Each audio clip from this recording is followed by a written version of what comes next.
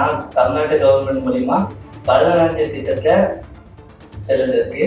அதுல மெயினா பாத்தீங்கன்னா 4 மந்த் திட்டம். அந்த 4 மந்த் திட்டம் அதுக்குரிய மாசம் எனக்கு அந்த 4 மந்த் திட்டம் தான் மாசம் எனக்கு பண்ணல 1000 ரூபாய் வந்தது. 1000 ரூபாய் போடுறாங்க. அது வந்து எனக்கு ரொம்ப யூஸ்ஃபுல்லா இருக்கு. வீட்டுக்கு போறது, பஸ் அடிச்சுட்டு வீட்டுல எதுவுமே நம்ம வீட்டு அவங்க சாப்பிட நான் இல்லாம அந்த காசு வச்சு நான் இருக்கிறேன். அதுக்கு ஸ்காலர்ஷிப் எஸ்டி மாசம் 1000 ரூபாய் வருது. அதுவே வந்து நீங்க ஊருக்கு டிராவல் பண்றதுக்கு அதுல இருக்கிறேன். வந்து எஸ்சி எஸ்டி ஸ்காலர்ஷிப் ரொம்ப யூஸ்ஃபுல்லா இருக்கு. கலைஞர் கைவினை திட்டம்னு சொல்லிட்டு ஒரு திட்டம் இருக்கு. அந்த திட்டம் மூலயமா தான் இன்னைக்கு நான் ரொம்ப நிறைய பலன் அளிச்சிருக்கேன்.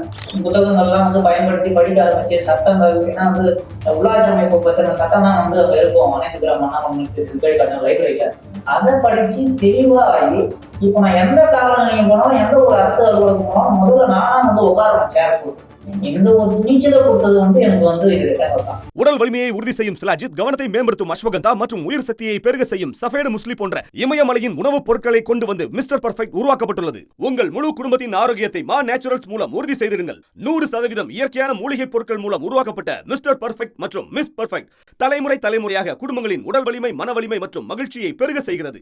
உங்கள் மகிழ்ச்சியான பயணத்தை துவங்க www.mannaturals.com என்ற இணையதளத்தை பார்வையிடவும் அல்லது வாட்ஸ்அப் எண்ணிலும் தொடர்பு கொள்ளலாம்.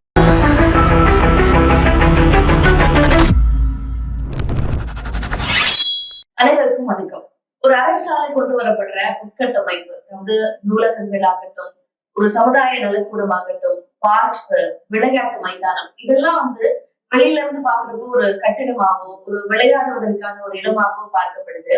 ஆனா ஒடுக்கப்பட்டவர்களோட வாழ்க்கையில இந்த இடங்கள்லாம் ஏற்படுத்துற தாக்கம், அவங்களுக்கு தன்னம்பிக்கை ஏற்படுத்துறது, அவங்களுடைய எதிர்காலத்தையே ஒட்டுமொத்தமா மாத்துற வரைக்கும், குறிப்பா அவங்களுடைய மனநிலையை மாத்துற வரைக்கும் வந்து மிகப்பெரிய தாக்கத்தை இந்த சமுதாயத்துல பிளே பண்ணுது. அப்படி அரசோட நலத்திட்டங்களால பயன்பெற்ற, குறிப்பாக இந்த இடங்கள் மூலமாக பலன் பெற்றவர்கள் தான் நம்ம கூட இணைஞ்சிருக்காங்க. பெரும்பாலானவர்கள் கல்லூரி மாணவர்கள். அவங்க என்ன பலன் அடைஞ்சாங்க, இதனால அவங்களோட வாழ்க்கையில் ஏற்பட்ட மாற்றம் என்ன, தாக்கம் என்ன அப்படின்னு நிறைய விஷயங்களை நம்மளோட இன்னைக்கு பேச போறாங்க. எல்லாருக்கும் வணக்கம். முதல்ல சோ பல திட்டங்கள் மூலமாக பலன் அடைஞ்சிருக்கீங்க. குறிப்பா ஒரு திட்டம் இருக்கு அப்படின்னு சொல்றதுக்கும் உங்களுக்கு இருக்கு. அதை பத்தி நம்ம பேசுவோம். அதுக்கு முன்னாடி உங்களுக்கு பத்தின ஒரு ஷார்ட்டான ஒரு இன்ட்ரோடக்ஷன். என்னுடைய பேர் கிருஷ்ணன். நான் திருவண்ணாமலை மாவட்டம். முன்னாடி ஒரு பெங்களூர்ல ஒரு நிறுவனத்துல வந்து தேவை டேட்டா சயின்ஸ் ட்ரைனரா இருந்தேன். நான் வந்து அமெரிக்கா போயிட்டு பொருளாதாரம் படிக்கணும்னு அதுக்காக வந்து அதுக்கான போட்டித் தேர்வு, மேல் தேர்வு, இது தேவையான வசதிகள் வந்து என்னால் அக்சஸ் பண்ண முடியும் பெங்களூர்ல. அதுக்கான வசதிலாம் நம்ம சென்னையில வந்து முதல்வர் படைப்பாங்க இருக்கு. அப்புறம் வந்து பாத்தீங்கன்னா கன்னிமரா லைப்ரரியில புக்ஸ்லாம் வந்து எனக்கு ஃப்ரீயா கிடைக்கும். அந்த காசு கொடுத்து வாங்கினா 50,000 ரூபாய் 1,00,000 ஆகும். அதனால இப்போ வந்து நான் என்னுடைய மேற்படிப்புக்காக தயாராகிட்டு. எல்லாருக்கும் வணக்கம். என் பேர் வந்து அர்ஜுன். நான் வந்து கடலூர் மாவட்டத்துல வெள்ளக்கரைன்ற ஒரு வில்லேஜ்ல இருந்து வரேன். நான் வந்து மாமல்லபுரத்துல சிற்பக்கலை கல்லூரியில 4 வருஷம் படிச்சு முடிச்சுட்டு அவங்க ஒரு சிற்பியா ஒர்க் பண்ணிட்டு இருக்கேன். வணக்கம். என்னுடைய பேர் அகல்யா. என்னுடைய ஊர் வந்து திருத்துறைப்பூண்டி, திருவாரூர் மாவட்டம். I am part of Young People for Politics for the past 5 to 6 years. So YPP மூலமா we try to educate and engage particularly youth in democratic thought and process. And இப்போ நான் வந்து மும்பைல ஒரு நான் ப்ராஃபிட் ஆர்கனைசேஷன்ல ஒர்க் பண்ணிட்டு இருக்கேன். என் பேர் வந்து சபிதா. நான் வந்து பிஎஸ்சி மேத்தமெட்டிக்ஸ் செகண்ட் இயர் வந்து அம்பேத்கர் ஆர்ட்ஸ் அண்ட் சயின்ஸ்ல இருந்து படிச்சுட்டு இருக்கிறேன். இப்போ ஹாஸ்டல் பெரிய hostel. I am Vidya. I am studying in second year BA Sociology in Queen Mary College. I am from Social Justice for Women's Hostel. ஹாஸ்டல்ல ஊர்? I am from Tirunelveli. என் பேர் ஐஸ்வர்யா. நான் ஆனிமேட் பகுதி 2ஆம் ஆண்டு படிக்கிறேன். என் சொந்த ஊர் வந்து திருவண்ணாமலை. கிராமம். என் பேர் சிந்து. நான் கடலூர் மாவட்டத்திலிருந்து கோயிலமூர்லேருந்து வரேன். நான் சென்னையில லெதர் டெக்னாலஜி செகண்ட் இயர் படிச்சுட்டு.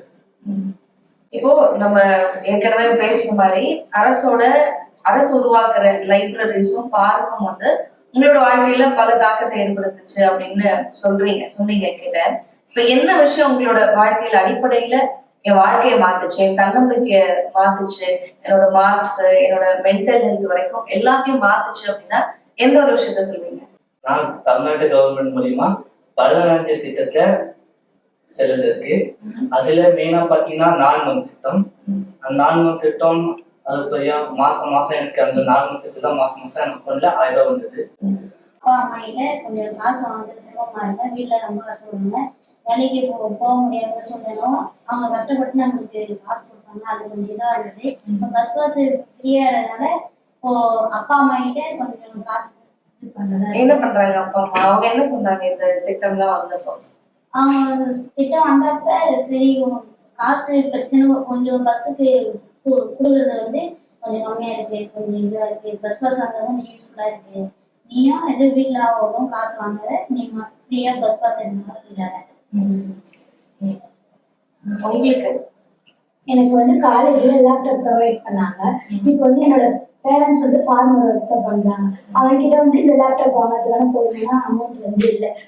இந்த லேப்டாப் வச்சு நான் இந்த லேப்டாப் வந்து ஃப்ரீயா கொடுத்ததால வேர்டு, எக்ஸல், பவர் பாயிண்ட் இதெல்லாம் வந்து கிளாஸ் போயிட்டு கற்றுக்கணுமா அப்படின்ற கிளாஸ் அவங்க அமௌண்ட் கேட்பாங்க. நம்மளால அதுக்குமே நம்ம கிட்ட அமௌண்ட் இருக்காது. இதை வச்சு நான் வந்து என் ஃப்ரெண்ட்ஸ் வந்து நான் ஹாஸ்டலில் தங்கி தான் படிக்கிறேன். என்னோட ஃப்ரெண்ட்ஸ் வந்து கம்ப்யூட்டர் சயின்ஸ் ஸ்டூடெண்ட்ஸ் வந்து இருக்காங்க. அவங்க கிட்ட கேட்டேன், நான் வந்து இது வந்து எனக்கு சொல்லித்தாங்க அப்படின்னு சொல்லிட்டு அவங்களுக்கு ஃப்ரீயா இருந்த டைம்ல வந்து எனக்கு வேர்ட் சொல்லி கொடுத்தாங்க. அதை வச்சு நான் வந்து கற்றுக்கிட்டேன். இப்போ ஒரு இன்டர்ன்ஷிப் வந்து லெட்டர் கேட்டாங்க. அந்த லெட்டர் வந்து நானும் வந்து என் ஃப்ரெண்டு சொல்லி கொடுத்தது மூலியமா நான் வந்து நானே டைப் பண்ணி நானும் வந்து ஒரு லெட்டர் ஃபார்மேட்டாக உருவாக்குவேன். அது மட்டும் இல்லாம வந்து என்னோட அண்ணன் வந்து லைப்ரரி வந்து இன்ட்ரடியூஸ் பண்ணி 1000 ரூபாய் போடுறாங்க. அது வந்து எனக்கு ரொம்ப யூஸ்ஃபுல்லா இருக்கு. வீட்டுக்கு போறதுக்கு, பஸ் அடிச்சுட்டு வீட்டுல எதுவுமே நான் வீட்டுல அவங்கள சாப்பிட்டு நான் இல்லாம அந்த காசு வச்சு நான் இருக்கிற ஸ்காலர்ஷிப் எஸ்டி மாசம் 1000 ரூபாய் வருது. அதுவே வந்து நீங்க ஊருக்கு டிராவல் பண்றதுக்கு ட்ரெஸ் அதுக்கு அதுல எடுத்துக்கிறேன். வந்து எஸ்சி எஸ்டி ஸ்காலர்ஷிப் அது ரொம்ப யூஸ்ஃபுல்லா இருக்கு. இது செம்முக்கு வந்து ஃபீஸ் கட்டுறது அது ரொம்ப யூஸ்ஃபுல்லா இருக்கு. வீட்டுல யாரையும் நான் வந்து கேட்டதில்லை. அப்புறம் வந்து எங்க காலேஜ்லயே டிஎன்பிஎஸ்சி கிளாஸ் எடுத்தாங்க. இப்போ 2 months அந்த நான் முதல்வர் மூலம் வருது. காலேஜ்ல எடுத்துருக்காங்க தான் முடிஞ்சான்னு தெரியல. அது வந்து இப்போ வெளியினா பாரு 10,000 15,000 கட்டி கிளாஸ் ஸ்டார்ட் பண்றாங்க. எங்க காலேஜ் வந்து அவங்களே வந்து கிளாஸ் எடுக்கிறாங்க. டெய்லியும் வந்து 2 hours கிளாஸ் எடுக்கிறாங்க. அது ரொம்ப யூஸ்ஃபுல்லா இருக்கு. உங்களுக்கு இப்போ கரண்டாவும் சரி உங்களோட ஃபியூச்சர் தயார்படுத்துற வகையிலும் இருக்குது எல்லாமே. ஓகே, உங்களுக்கு அவங்க சொன்னப்ப எனக்கு என்ன ஞாபகம் வந்துச்சுன்னா, நானும் ஸ்கூல்ல பஸ் பாஸ் யூஸ் பண்ணி போனது. அண்ட் அது எப்படி எவால்வ் ஆகிருக்குன்னா, அந்த ஊர்ல இருக்கிறப்போ ஸ்கூல்ல பஸ் பாஸ் யூஸ் பண்ணி போனேன். இங்க சென்னையில வந்து லா ஸ்கூல் போறப்போ எப்படி மகளிர் விடியல் பயணம் மூலமா அகைன் பஸ் பாஸ் மாதிரியான ஒரு வழியில எப்படி காலேஜ் போனன்றது. அண்ட் இப்போ பர்டிகுலரா நம்ம வந்து இன்ஃப்ராஸ்ட்ரக்சரை பத்தி பேசுறதுனால நான் 2 இதை சுருக்கமா சொல்லிடுறேன். ஒன்று வந்து library, particularly Anna centenary library, and another one வந்து பார்க். ஸோ நான் படிச்சது தரமணியில இருக்கிற அம்பேத்கர் லா யூனிவர்சிட்டி. நான் படிச்ச நேரத்துல வந்து ஹாஸ்டல்ல தான் இருந்தேன். அந்த ஹாஸ்டல்ல வந்து ஒரு ரூமை வந்து ஒரு 4-5 பேர் ஷேர் பண்ணியிருப்போம். ஸோ அப்படி இருக்கிற பட்சத்துல எனக்குன்னு ஒரு ஸ்பேஸோ இல்லை எனக்குன்னு ஒரு காம் என்வாயர்மெண்ட்டோ எங்க என்னால எந்த ஒரு டிஸ்ட்ராக்ஷனும் இல்லாம திங்க் பண்ண முடியும்னா அது அந்த சூழ்நிலை நான் இருந்த ஹாஸ்டல்ல அது அமையல. அண்ட் காலேஜ்ல லைப்ரரி இருக்கு, எஸ், அண்ட் அங்க ரெஸ்ட்ரிக்ஷன் இருக்கு. லைக் மொத்த காலேஜுமே அங்க இருப்பாங்க. So limited space. அப்படிங்கிற பட்சத்துல எப்பெல்லாம் டைம் கிடைக்குது, எங்களுக்கு college half day, so other half வந்து ஃபுல்லாவே அண்ணா சென்டினரி லைப்ரரியில தான் பண்ணியிருக்கோம். அண்ட் அதுக்குள்ள போறப்பயே like everyone becomes equal. Like அங்க பாகுபாடுகள் இல்லை. அங்க பாகுபாடுகள் கிடையாது. நான் எப்படி அங்க படிக்க வரேனோ அதே மாதிரியே தான் எங்க பொண்ணும் படிக்க வராங்க. ஸோ அங்க வந்து அந்த ஸ்பேஸ் வந்து எல்லாருமே ஒரு ஈக்குவலான பார்வையில பார்க்குது. நான் இதுல ஒண்ணு கேட்கிறேன். இப்ப அந்த மாதிரியான லைப்ரரி, அண்ணா லைப்ரரி மாதிரி இப்ப கோயம்புத்தூர், மதுரை போன்ற மற்ற மாவட்டங்களே வந்துருச்சு. சப்போஸ் நீங்க படிக்கிற காலகட்டத்துல அந்த லைப்ரரி இல்லை அப்படின்னா அது எப்படி மாத்தி இருக்கும் உங்க லைஃப்ல? எப்படி மாத்தி இருக்கும்னா, எனக்கு வந்து என்னால வந்து கான்சென்ட்ரேட் பண்ணி படிச்சிருக்க முடியாது. என்னுடைய அசைன்மெண்ட் ஒழுங்கா பண்ணிருக்க முடியாது. அந்த ஒரு சேஃப் ஸ்பேஸ் கிரியேட் பண்ணிருக்க முடியாது. அண்ட் இப்போ நான் லைப்ரரி போறேன்னா I can go and see the like minded people. இப்போ நான் ரொம்ப டிமோட்டிவேட்டா ஃபீல் பண்ணாலும் நான் லைப்ரரி போறப்போ அங்க வந்து என்ன மாதிரியே படிக்க வரவங்க, டிஎன்பிஎஸ்சி எக்ஸாம் ப்ரிப்பேர் பண்றவங்க, அவங்க கலெக்டிவா உட்கார்ந்து படிக்கிறத பாக்குறப்ப நமக்கு ஒரு ஊந்துகோலா இருக்கும். அந்த ஒரு கம்யூனிட்டி, அந்த ஒரு சென்ஸ் ஆஃப் பிலாங்கிங், அது அந்த லைப்ரரி மூலமா கிடைச்சிருக்கு. இந்த மென்டல் ஹெல்த் அப்படின்னு நம்ம பேசுறோம், அதுக்கான ஒரு நாள்லாம் கூட நம்ம செலிப்ரேட் பண்றோம். அது யூஸ்வலா எப்படி பார்க்கப்படுதுன்னா, ஒரு பொது சமுதாயத்துல ஒரு எலிட்டுக்கான ஒரு அப்பர் காஸ்டுக்கான ஒரு விஷயமா தான் பார்க்கப்படுது. ஆனா ஒடுக்கப்பட்டவர்களுக்கு தான் தெரியும் அவங்க பிறந்ததுல இருந்து அது எப்படி அவங்களோட மனநிலையில, அவங்களோட வாழ்வியல்ல எப்படியான ஒரு தாக்கத்தை ஏற்படுத்துது அப்படின்னு. இப்ப நீங்க இந்த திட்டங்கள் மூலமா, குறிப்பாக இந்த சொன்ன மாதிரி அவங்க லைப்ரரிய சொன்னாங்க, ஒரு சமுதாய நலக்கூடம், ஒரு ஒரு விளையாட்டு கிரவுண்ட், இதெல்லாமே வந்து அது மூலமா அடுத்த கட்ட ஒரு விளையாட்டுல வந்து நிறைய ஒடுக்கப்பட்ட மாணவர்கள் வந்து உள்ள வராங்க. அது ஒண்ணு அவங்க வந்து அது அவங்களோட ஃபியூச்சருக்கும் ஹெல்ப் ஆகுது இல்லையா, அது மூலமா கிடைக்கிற ரிசர்வேஷன்ல இருந்து அது அவங்களோட வேலை வாய்ப்புகளுக்கு பயன்படுத்திக்கிறாங்க. அந்த மாதிரி எந்த விஷயம் உங்களுக்கு ஒரு ரொம்ப பெருசா இப்போ வரைக்கும் யூஸ் ஆகுது? இப்ப நான் வந்து எல்லாருமே வந்து விளையாட்டு மைதானத்தை வந்து விளையாடுறதுக்கு தான் பயன்படுத்துவாங்க. ஆனா நான் வந்து 12th படிக்கும் போது எனக்கு எவ்வளவு பிரச்சனை வந்ததுன்றதை முன்கூட்டியே உங்கள்கிட்ட சொல்லிட்டேன். அந்த பிரச்சனை வரும்போது இங்க இருந்து ஒரு நாள் எக்ஸாம் எழுத முடியுமா முடியாதான்ற ஒரு கேள்வி வந்துச்சு. அப்போ வந்து என்ன பண்ணாங்கன்னா, கடலூர்ல இருக்கக்கூடிய எங்க அண்ணா வீட்டுல தான் தங்க வச்சிருந்தாங்க. அப்ப அண்ணா வீட்லயே தங்கி படிக்கலாம்னு பார்த்தாலும் என்னால வந்து படிக்க முடியல. ஏன்னாக்கா படிக்கணும்னு தோணும்போது கூட அந்த பிரச்சனையை பத்தி மட்டுமே என் மைண்ட் செட்டுக்கு வந்துருச்சு. அப்ப என்ன பண்ணலாம்னு பார்க்கும்போது பக்கத்துல விளையாட்டு மைதானம் இருக்கு கடலூர்ல, மஞ்சக்குப்பம் மைதானம்னு சொல்லிட்டு ஒரு பெரிய விளையாட்டு மைதானம் இருக்கு. அப்ப நான் எழுதக்கூடிய எல்லா எக்ஸாமுக்குமே அங்கதான் போய் உட்காந்து படிச்சேன். அப்ப நான் அங்க போய் உட்காந்து படிக்கும் பொழுது எனக்கு அந்த பிரச்சனையெல்லாம் பத்தி எனக்கு மைண்ட் செட் வரல. ஏன்னாக்கா நிறைய சின்ன சின்ன குழந்தைங்க விளையாடிட்டு இருந்தாங்க. நான் படிக்கிற மாதிரியே அப்போ வந்து அந்த இடத்துல வந்து படிக்கிறதுக்கான வசதி கடலூர்ல அப்ப இல்லை. அதனால டிஎன்பிசிக்கு படிக்கிற பெரும்பாலும் எல்லாருமே வந்து மைதானத்துல தான் படிப்பாங்க. இப்பயும் மைதானத்துல படிச்சுக்கிட்டே இருக்காங்க. அப்படின்னும் போது நான் அங்கிருந்து தான் படிச்சு இந்த எக்ஸாம் எழுதி பாஸ் பண்ணேன். அதனால எனக்கு அந்த மைதானம் ரொம்ப ஒரு முக்கியமான இதுவா இருந்துச்சு. இப்பயுமே நான் ஊருக்கு போனா அந்த இடத்துக்கு கண்டிப்பா போவேன். ஏன்னாக்கா என் கூட இருந்த இன்னமும் நிறைய பேர் அங்க படிச்சுட்டு தான் இருக்கிறாங்க. மைதானம் அப்புறம் மைதானத்துல படிக்கிறத பார்த்துட்டு கடலூரோட கலெக்டரே வந்து தனியா லைப்ரரி இருந்துமே எக்ஸ்ட்ரா லைப்ரரி ஒரு 3 லைப்ரரி அப்படியே மைதானத்துக்கும் லைப்ரரிக்கும் ஜாயின் பண்ண மாதிரி கட்டி கொடுத்துருக்காங்க. அது ரொம்ப இதுவா இருக்கு. விளையாட்டு மைதானமே ஒரு இதுவா இருந்துச்சு. இப்ப நான் பலனடைஞ்சிருக்கிறது என்னன்னு பார்த்தோன்னா, அதுக்கப்புறம் நான் வந்து இந்த காலேஜ் சேர்ந்ததுக்கு அப்புறம் கலைஞர் கைவினை திட்டம்னு சொல்லிட்டு ஒரு திட்டம் இருக்கு. அந்த திட்டத்து மூலயமா தான் இன்னைக்கு நான் ரொம்ப நிறைய பலனடைஞ்சிருக்கேன். ஏன்னா இந்த காலேஜுக்கு வந்ததுக்கு அப்புறமும் இந்த பிரிவினை இருந்துச்சு. இந்த வேலையை இவங்க தான் செய்யணும், அவங்க தான் செய்யணும் போது ஸ்டார்டிங் வந்தப்ப எனக்கு கொஞ்சம் தயக்கமா தான் இருந்துச்சு. சரி நம்ம செய்யலாமா வேணாமான்னு இது பண்ணும்போது இந்த திட்டத்து மூலயமா எனக்கு நிறைய ஸ்காலர்ஷிப் எல்லாமே எனக்கு வரும்போது சரி பரவாயில்ல, நமக்கு படிப்புக்கான தேவை வந்து எல்லாமே நமக்கு கிடைக்குது. அவங்க ஒரு சில பேரோட மைண்ட் செட்டுக்காண்டி எல்லாம் நம்ம வந்து இதை டிஸ்கன்டினியூ பண்ணணும்னு அவசியம் இல்லைன்னு சொல்லிட்டு நான் நல்லாவே படிச்சேன். படிச்சு முடிச்சுட்டு அதே திட்டத்தின் மூலயமா கலைஞர் தான் வந்து இந்த கைவினையாளர்கள் எல்லாருக்குமே வந்து பூம்புகார்ன்ற ஒரு நிறுவனத்தை ஃபர்ஸ்ட் கொண்டு வந்தாரு. எங்களுடைய உழைப்பு எல்லாமே அங்க ஒளிபரப்பி அது மூலயமா எங்களுடைய கவிஞர்கள் எல்லாருக்குமே வந்து பலனடைஞ்சாங்க. அந்த மாதிரி பூம்புகார்ன்ற ஒரு நிறுவனத்துல தான் வருஷம் வந்து அவார்ட் ஃபங்க்ஷன் வைப்பாங்க. அது மாவட்ட அளவுல அப்புறம் ஸ்டேட் அளவுல வந்து இது பண்ணுவாங்க. இதுல வந்து நான் மாவட்ட அளவுல வந்து நான் காம்படிஷன் பண்ணி அந்த பூம்புகார் மூலயமா நான் அவார்டுமே வாங்கியிருக்கேன். திரும்ப இப்ப அந்த திட்டத்தின் மூலயமா ஒரு கார்டு ஒன்று சிப்பி கார்டுன்னு ஒண்ணு இருக்கு.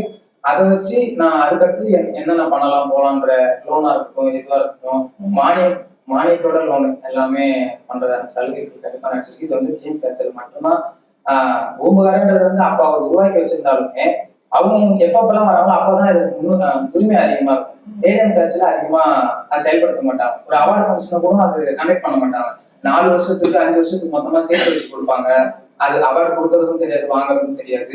அதே மாதிரி அந்த பரிசு இதுவும் கம்மியா தான் கொடுப்பாங்க. இவங்க வந்ததுக்கு அப்புறம் அது ஒரு ஃபங்க்ஷனா வச்சு மெடல் வந்து வெள்ளியில வந்து ஒரு 50 கிராமாகவும் தொகை வந்து செக்கா போட்டு ஒரு 20,000 பிளஸ் சர்டிபிகேட் எல்லாமே போட்டு நல்லா பண்ணிருக்காங்க. இதனால வந்து நான் உண்மையுமே நல்லா பலன் அடைஞ்சிருக்கேன். இந்த திட்டம் இல்லைன்னா உங்களுக்கு இவ்வளவு கான்பிடன்ஸ் எல்லாம் கண்டிப்பா இருந்திருக்காரு. ஏன்னாக்கா நம்ம போறதுக்கான வழிதான் ஈஸியா நமக்கு முன்னாடி கிடைக்குது இல்ல, அதனாலதான் நம்ம முன்னாடி போகணுன்ற எண்ணம் வருது. அப்படி இல்லைன்னா இல்ல பரவாயில்ல நம்ம வேற ஏதாவது பண்ணிக்கலாம். ஏன்னாக்கா அங்க இருக்கிறவங்களுடைய நிலைப்பாடுமே ஏன் எல்லாம் இந்த வேலை செய்யற நிலைப்பாடு இருக்கும்போது நமக்கு ஈஸியா நம்மள பின் தள்ளிடும். இதெல்லாம் இருந்ததுனாலதான் நீங்க வந்து நீங்க படிச்சதும் இல்லாம அடுத்த தலைமுறைய அவங்களுக்கு சொல்லிக் கொடுக்கறதுலயும் உங்களுடைய பங்கு நிச்சயமா இருக்கு அப்படின்னு நினைக்கிறேன். நீங்க என்ன பண்ணீங்க? உங்களுக்கு எந்த திட்ட பலன் அளிச்சது? 2006 வந்து எங்க ஊர்ல வந்து டிவி கொடுக்குறாங்க.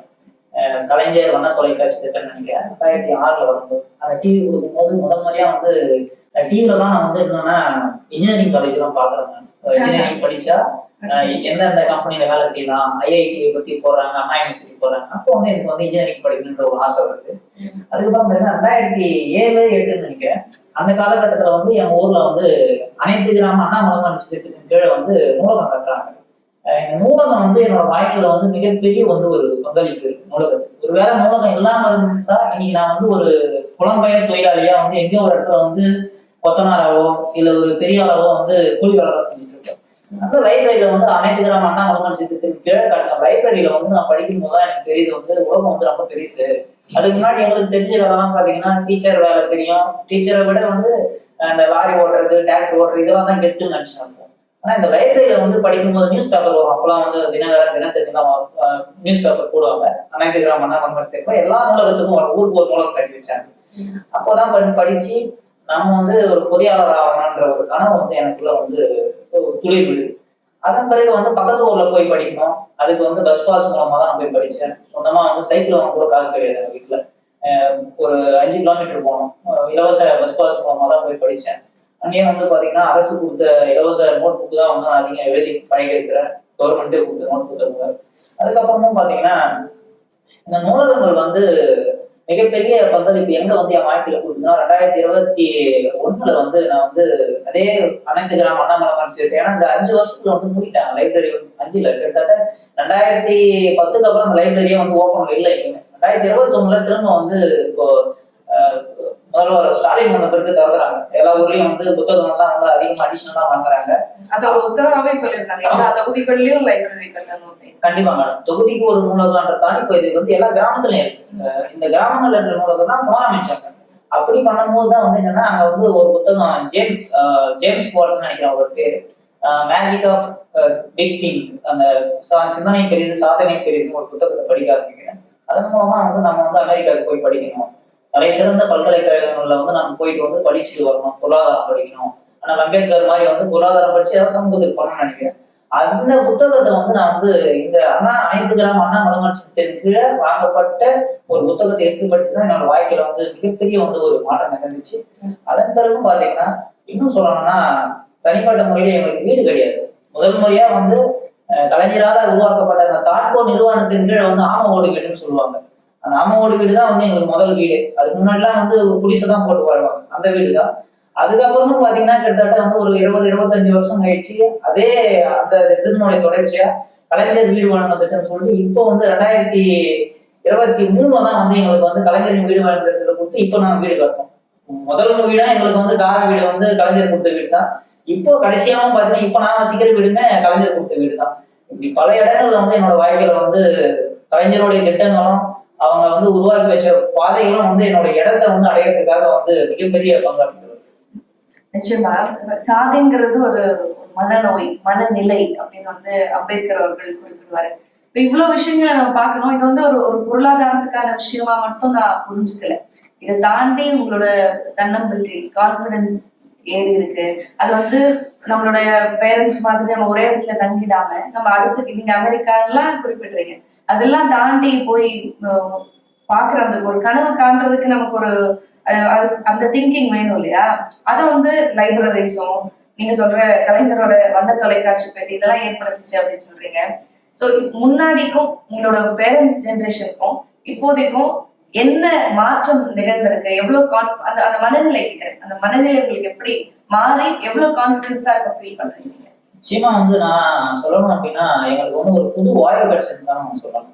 திமுக அரசு கொண்டு வந்த திட்டங்கள்ல எனக்கு ஒரு புது வாய்ப்பு கிடைச்சது. ஏன்னா எங்க பெரியப்பா, எங்க அப்பா, எங்க அம்மாலாம் பாத்தீங்கன்னா படிக்காதவங்க, கையெழுத்து கூட போட தெரியாது குடும்பம் தான் எங்களோட குடும்பம். நாங்க தான் விவசாய முறைப்படக்காரு. அப்படி இருந்து வந்த குடும்பத்துல இருந்து நான் வந்து கொஞ்சம் கொஞ்சமா இந்த கலைஞருடைய திட்டங்கள்லாம் அந்த டிவில வந்து தகவல்களை பார்த்தோம். அதுக்கப்புறம் லைப்ரரியில உட்காந்து படிச்ச விஷயங்களை வந்து நான் கத்துக்க ஆரம்பிக்கிறேன். காவல் நிலையத்துக்கு போனா உதாரணத்துக்கு வந்து 2008-09 அந்த காலகட்டம் நினைக்கிறாங்க. சின்ன பையன் தான். காவல் நிலையத்துக்கு போனா எங்க அப்பா அம்மா உள்ள போக மாட்டாங்க. ஒரு தனிப்பட்ட பிரச்சனை போற உள்ளவே விடல.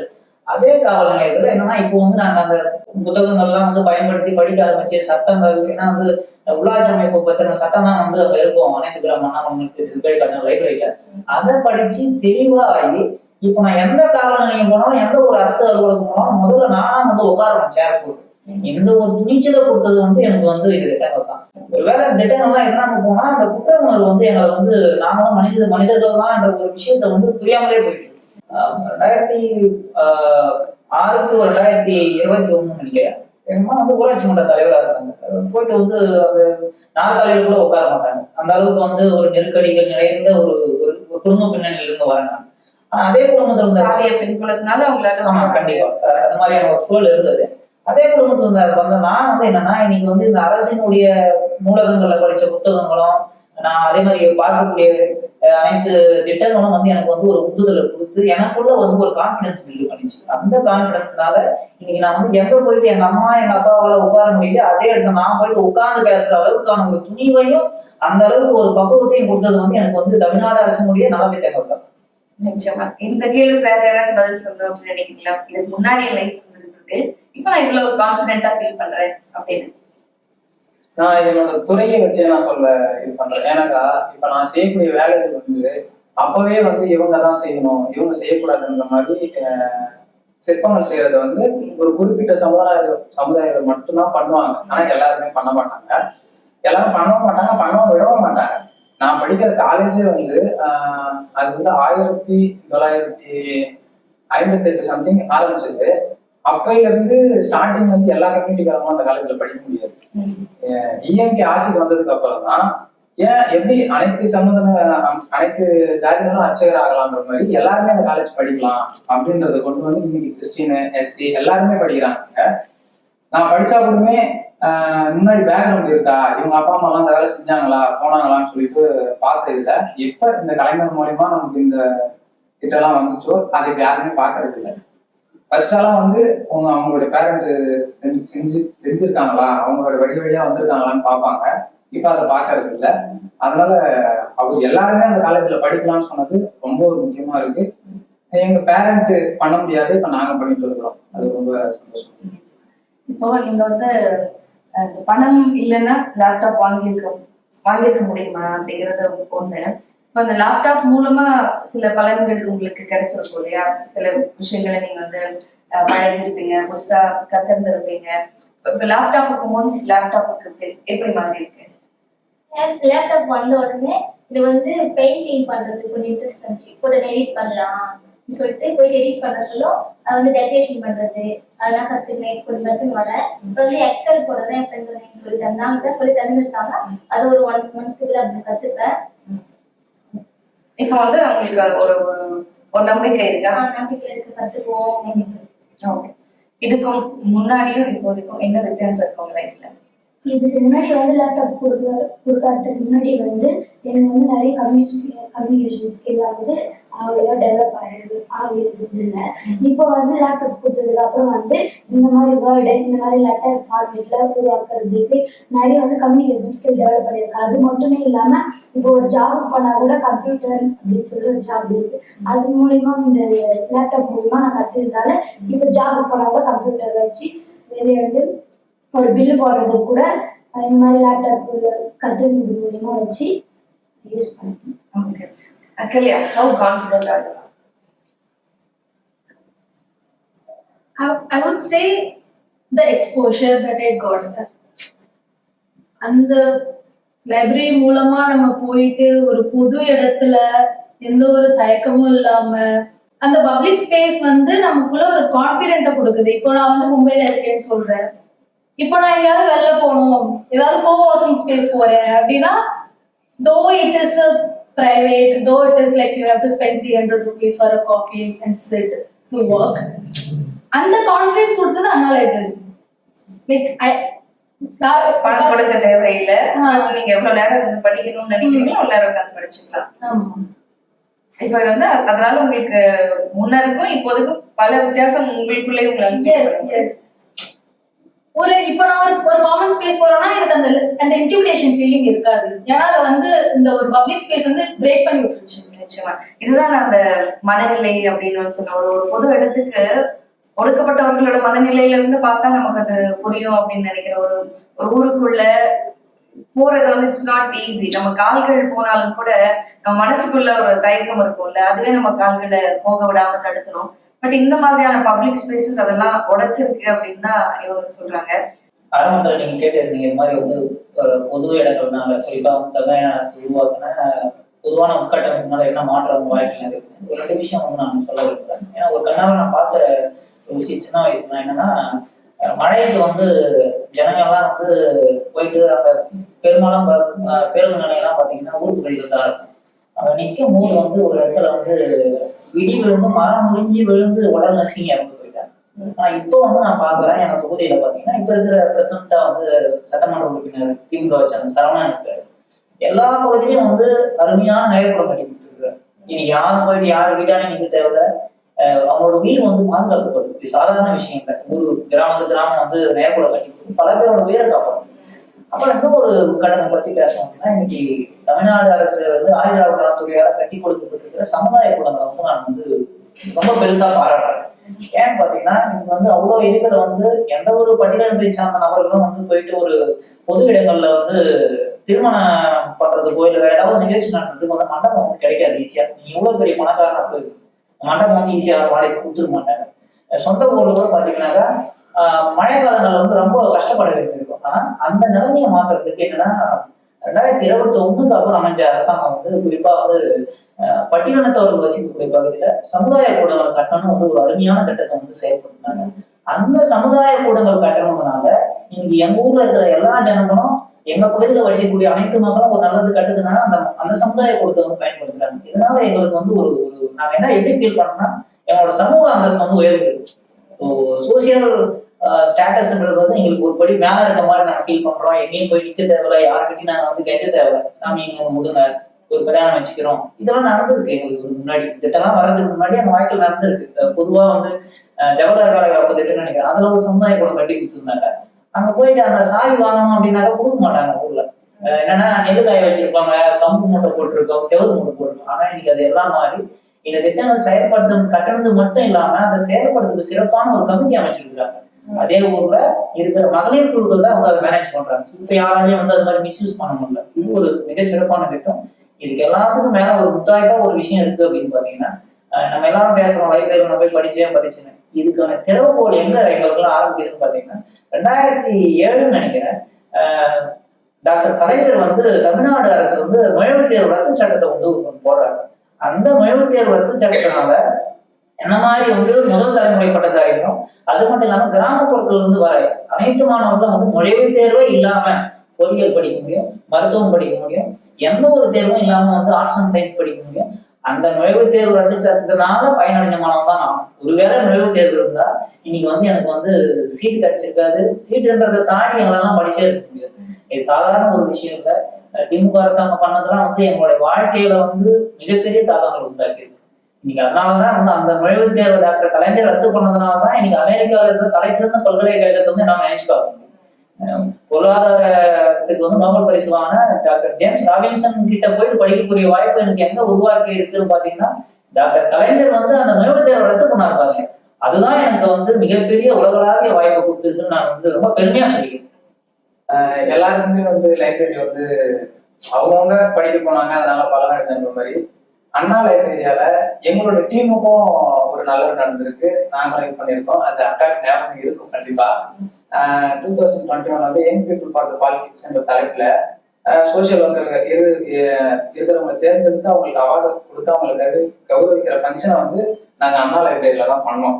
அதுக்கு எங்களுக்கு எப்படி அந்த இடம் கிடைச்சிச்சுன்னா, அக்கா சொன்ன மாதிரி எப்பவுமே அக்கா அந்த லைப்ரரியிலே இருந்ததுனால அக்கா கோஆர்டினேட் பண்ணி அந்த லைப்ரரி வாங்கி கொடுத்து எங்களுக்கு நல்லபடியா ஃபங்க்ஷன் ஸ்டார்டிங்ல இருந்து அங்க இருக்கிற வேலை செய்யற ஒர்க்கர்ஸ் எல்லாருமே நல்லா கோஆப்ரேட் பண்ணி அந்த லைப்ரரி மூலமா எங்க டீமுக்கும் ஒரு நல்லா இதேபோல் நான் சொன்னா என்னுடைய தனிப்பட்ட முறையில வந்து என் நாட்டில் இவ்வளவு இம்பாக்ட் உருவாகிச்சுன்னா, நான் வந்து ஒரு என்ஜிஓல வேடத்தாமல் ஃபவுண்டேஷன் ஒரு என்ஜிஓ தான் ஒர்க் பண்ணேன். மற்றவங்க வாழ்க்கையில எப்படி வந்து அந்த ஒரு தாக்கத்தை உண்டாக்கி இருக்குன்னா, எங்க பகுதியில் வசிக்கக்கூடிய இருளர் பயன்கள் சமூகத்தை சார்ந்த பிள்ளைங்க வந்து ஸ்கூல்ல நின்றுட்டாங்க. எதனாலன்னு பாத்தீங்கன்னா, அவங்க அம்மா கண்ணியமான ஒரு பாப்பா, அவங்க அம்மா இறந்துட்டாங்க, சாப்பாடு கிடைக்காது. இப்போ தமிழ்நாடு அரசினுடைய காலை உணவு திட்டம், முதலமைச்சருடைய காலை உணவு திட்டம் 2023 செயல்படுத்தப்பட்ட பிறகு இப்போ அந்த பாப்பா எங்க ஊரை சார்ந்த ஆசிரியராக இருக்கக்கூடிய திரு ராமராஜ் அன்னைக்கு, சார் என்ன ஸ்கூல் சேர்த்து விடுறீங்களா, நான் போறேன்னு சொல்லிட்டு ஸ்கூல் போயிட்டு அந்த சாப்பாடு போடுறதுனால காலையிலேயும் சாப்பாடு, மதியமும் சாப்பாடு, அதே போல யூனிஃபார்ம் தான் அவங்களே கொடுத்தாங்க. இப்போ அவங்க டிராப் அவுட் ஆன பிள்ளை வந்து இப்போ வந்து கண்டினியூவா அவங்க ஸ்கூல் போயிட்டு இருக்காங்க. கிட்டத்தட்ட அந்த இருளர் பயன்கள் வசிக்கக்கூடிய பகுதியில் இருந்த 6க்கும் மேற்பட்ட பிள்ளைங்க வந்து கண்டினியூவா ஸ்கூல் போறாங்க. எதனால பாத்தீங்கன்னா முதலமைச்சருடைய காலை உணவு திட்டம். இது வந்து நிறைய பேர் கிட்ட கேள்வி பண்றாங்க. அது இல்லாத எங்களுக்கு தான் தெரியும் அது எவ்வளவு பெரிய வரப்பிரசாதம் இருக்கு. அது சாதாரண ஒரு திட்டன்றதை தாண்டி எங்களுடைய எதிர்காலத்துக்கான ஒரு பாதையை வந்து உருவாக்கி கொடுத்துருக்கு அரசாங்கம். இதுல வந்து எந்த ஒரு மறுப்பும் இல்லை. அதே வந்து இருளருக்கு முன்னாடிலாம் தங்கி ஒரு வீடு இருக்காது தங்கறதுக்காக. அவங்க வந்து பப்ளிக் பிளேஸ்ல தான் படுத்துட்டு இந்த மாதிரி வந்து சம் பிளேஸ்ல போயிட்டு அவங்க வந்து அவங்க லைஃப் வந்து கண்டினியூ பண்ணியிருந்தாங்க.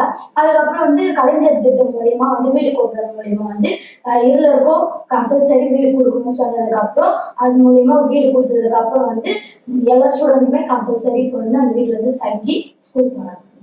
அந்த இன்னும் வேணும். ஏன்னா வந்து அந்த 1000 ரூபாய் திட்டம்ன்றது வந்து இப்ப விலைவாசி அதிகமா ஏறிட்டே போகுது. புத்தகம் வாங்கணும்னா அது வந்து ஒரு இப்ப வந்து தற்காலத்துல வந்து கல்லூரிக்கு தேவையான புத்தகமே ஒரு புத்தகம் வாங்கினாலே 500 ரூபாய். நான் வந்து மேக்சிமம் மேஜர் சப்ஜெக்ட் ஒரு 5 சப்ஜெக்ட் படிக்கிறோம். இப்போ ஒரு புக்ஸ் வாங்கினாலே வந்து மேக்சிமம் 500. அப்போ 5 புக்ஸ் வாங்கினா அது புத்தகத்துக்கே போதுமான பணம் இப்போ வந்து பத்துறது. அதுக்கப்புறம் இன்னும் வந்து இது மூலயமா இன்னும் வந்து அமௌண்ட் ஏற்றுனா நாங்கள் வந்து யூஸ் உங்களுக்கு இந்த ஒட்டுமொத்த கான்வர்சேஷன் மூலமா பல விஷயங்கள் இன்சைட்ஸ் எனக்கு கிடைச்சது. குறிப்பா இந்த கலைஞர் டிவி வந்து கிராமப்புறங்கள்ல ஏற்படுத்தின தாக்கம், அதன் மூலமா வந்து டொமஸ்டிக் வயலன்ஸ் பரவலாக குறைஞ்சிருக்கு அப்படிங்கிறதே ஒரு ஆய்வு மூலமா தெரிய வந்தது. ஆனா இன்னைக்கு பேசுறவங்க முத்து ரொம்ப முக்கியமான ஒரு 2 பாயிண்ட்ஸ் சொன்னாரு. அதாவது கலைஞர் டிவி பார்த்துதான் இன்ஜினியரிங் ஒரு கோர்ஸ் இருக்கு அப்படிங்கிறதே நான் தெரிஞ்சுக்கிட்டேன் அப்படிங்கிறது ஒண்ணு. அப்புறம் நிழற்கூடங்கள் அமைக்கப்பட்டதன் மூலமா வந்து இடி விழுறதுல இருந்து அந்த கிராம மக்கள் பாதுகாக்கப்படுறாங்க அப்படின்னு. இது ஒரு சிட்டில இருந்தோ இல்லாட்டி ஒரு நல்ல வீட்டுல இருக்கவங்களுக்கோ ஒரு நல்ல வேலைக்கு போறவங்களுக்கோ இது வந்து புரியாது. அந்த மக்களோட அவங்களோட வாழ்வியலோட நம்மளோட தொடர்பு படுத்துறப்பதான் நமக்கு அது புரியுது. அதே நேரத்துல 1000 ரூபாய் அப்படிங்கிற ஒரு விஷயம், நான் என்னோட பேரண்ட்ஸை டிபெண்ட் பண்ணி இருக்க வேண்டிய அவசியம் இல்லை, அவங்களுக்கு ஒரு கஷ்டத்தை நான் கொடுக்கணும்னு விரும்பல, என்னோட கவர்மெண்டே நான் பாத்துக்குது அப்படிங்கிறத சபிதா அவர்கள் அந்த பாயிண்ட முன் வச்சிருந்தாங்க. ஒட்டுமொத்தத்துல இதுதான் ஒரு அரசோட முக்கியமான பணி அப்படிங்கிறது இந்த மாணவர்கள் மத்தியில அவங்களுக்கான தன்னம்பிக்கையை உருவாக்கி இருக்கு அப்படின்னு நினைக்கிறேன். அதுதான் எல்லாருக்கும் எல்லாம் அப்படின்னு சொல்ற ஒரு திராவிட மாடல் அரசோட வெற்றியாவும் நான் பார்க்கிறேன். ஊடகம் கார்ப்பரேட் அரசியல்வாதிகளின் கைப்பாவையாக அடிமைகளாக இருந்தது போதும், இனி சாட்டை எடுத்து சுழற்றும் நேரம் வந்துவிட்டது. ஊடகம் பொதுமக்களாகிய உங்களுக்காக உங்களாலேயே இயக்கப்பட வேண்டும். ஊடக சுதந்திரத்திற்காக உங்களின் பங்களிப்பை இன்றே அளித்திடுங்கள்.